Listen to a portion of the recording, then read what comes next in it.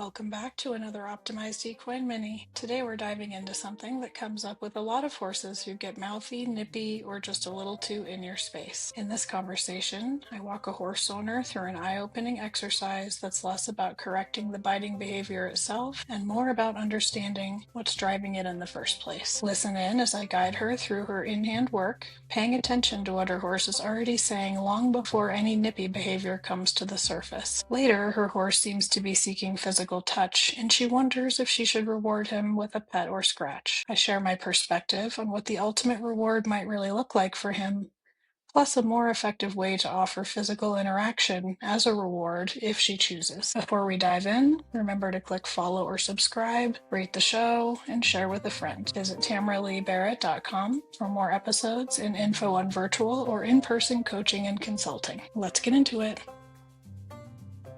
Okay. We like that he can calm down when you stand away, and that's important. And I say calm down, I mean get chill, truly chill for a minute. We have to figure out where he is comfortable. If he's not comfortable with you by the head, where can he get comfortable so that we can start to, you could say build tolerance. I want him to do more than just tolerate you being there, but that is one way to say it. Now, by being that far back behind the saddle and being parallel, it should be less pressure on him, quote unquote pressure, than being up by his shoulder, for example. So we're going to ask him to walk off as if you were doing in-hand walking parallel. So you're going to see if you can creep up to the wither, but trying to maintain the same tempo. I want to see how much ear pin we have and if he will do it while you stay that far away from his head. Because that's what I wanted to ultimately do, is have you blend lunging distances and blend it into in-hand distances and be watching him and reading different things maybe than you are when he gets nippy or uncomfortable or whatever. So it's really easy to accidentally blend it to where you're not quite parallel and you're right on their head. So you have to watch out for that. So it's important that you're not adding pressure. You're giving him a free runway of no pressure. Because otherwise, if you picked up your body and your arm and your whip and your rope, but you were pointed at his head, that would not be the effect we want. So that you're not accidentally pushing his head or shoulder or body part that you didn't really want to push away, you're not pushing it away. You can play with getting a consistent walk going where you're not touching him. At first, even without touching him, his head looks to the outside. Okay, so that's something you need to notice. If he's doing that, he's already telling you he feels pressure. If he were to be in real in hand in that moment, I guarantee he'd be nibbling because he already told you way back there, you're too close to touching me. Even though you're not touching him, you know what I mean? So when you see his head looks to the outside, you're just going to keep walking and try not to change much if you're riding that edge. If you don't keep advancing on his head, he will soften. And so this is what I mean by building tolerance. You're showing him, I can be here and you can let go and not, I would call that flinching when he's looking away. You know what I mean?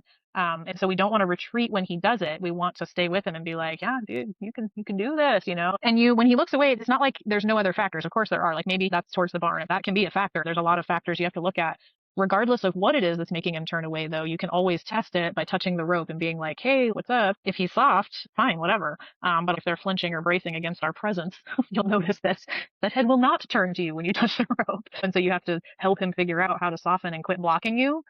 Because I guarantee you that the biting comes after that feeling. It's like he has that feeling and he's on edge and he's already bracy and flinchy, and then you're still there doing in hand, and then he just does those little bites. So you're right in that line of feeling him flinch and then going, oh, okay, won't go any closer, won't ask more, just going to stay with you here. I think touching his body is helpful because it brings his awareness away from his head a little bit, and do that on both sides and feel out.